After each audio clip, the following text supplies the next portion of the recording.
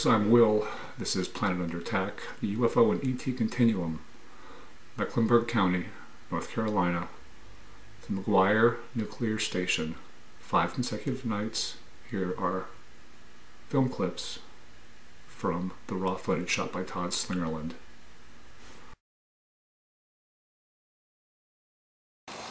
Whoa, what is that?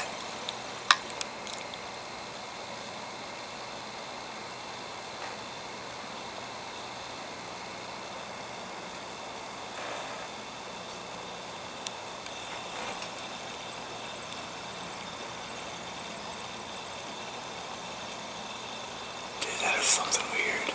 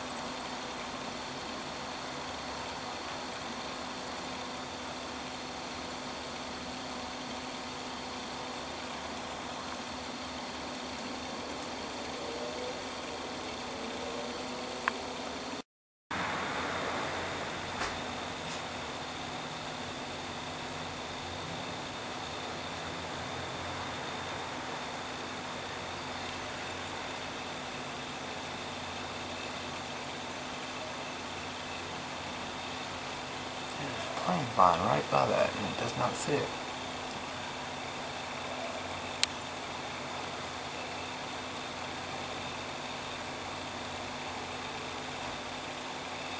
Just flew right past it. Why didn't it see it?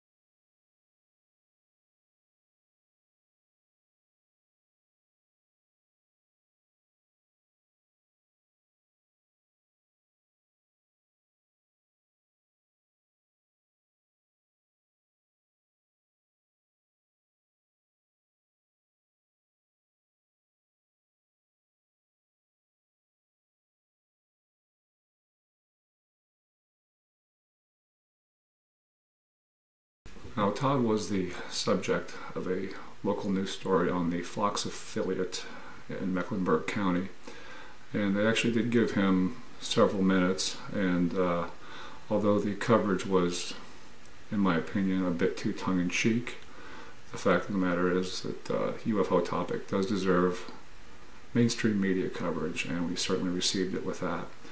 Now, Todd has been kind enough to answer some of my questions since the release of my previous video, which featured his original sighting of this object of a nuclear plant.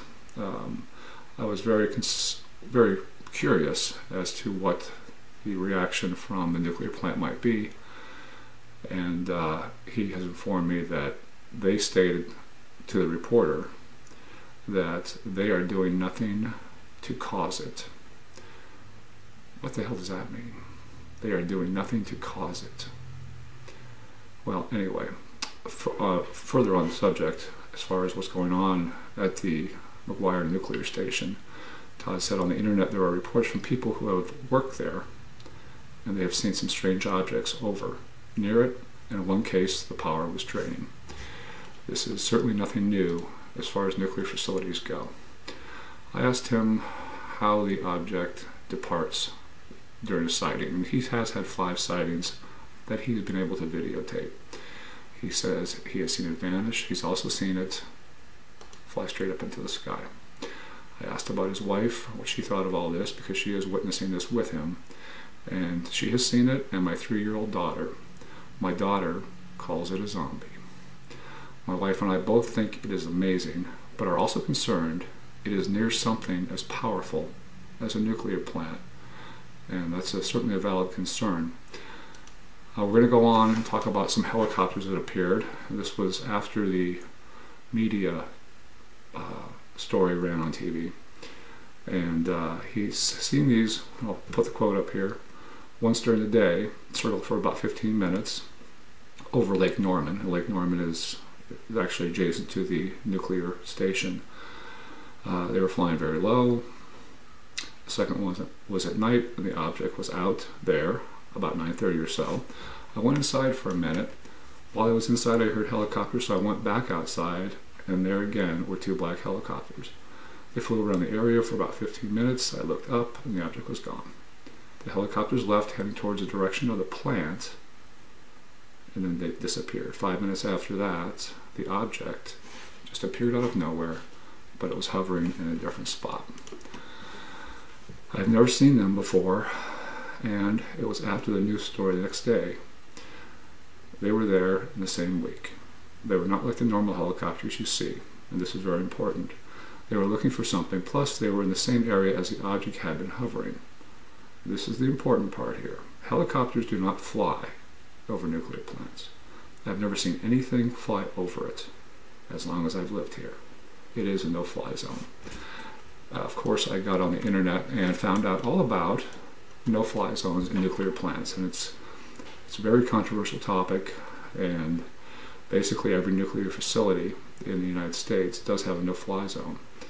However, they were originally designed to be 10 miles, but there are quite a few nuclear facilities that are located much closer than 10 miles to an airport. So the size of the no-fly zones is flexible based on the situation that the facility is located. Flat out, there is a no-fly zone over a nuclear plant, especially directly over a nuclear plant. Helicopters flying over a nuclear plant would be looking to do some type of maintenance work. They will certainly not be touring anybody around for any reason. It's a very highly guarded area, and it should be. The fact that, number one, we have an unknown object violating a no-fly zone, to follow it up with 2 black helicopters on 2 different occasions, causes concern. Todd has seen this object as recently as May 7th. He saw it for 30 minutes. He has had some bad weather lately, as I have. I live in Ontario, and we did have a lot of bad weather over the last week or so. He continues to look for it, and he continues to wonder what the hell is going on. I want to thank Todd for giving me the opportunity to look into his story. He's been very open and honest, I've touched base with several other researchers and investigators about Todd and his case, and they all think that he is 100% legit and the case is 100% legit. I'm going to go ahead and leave you with about a minute's worth of some filter footage that I acquired when I examined his first video, and this was not footage that I showed in the original video. There's going to be a lot of important links in regard to this story in the description of this video. So for now, I leave you with stay safe, please take care of each other, and we will talk very soon.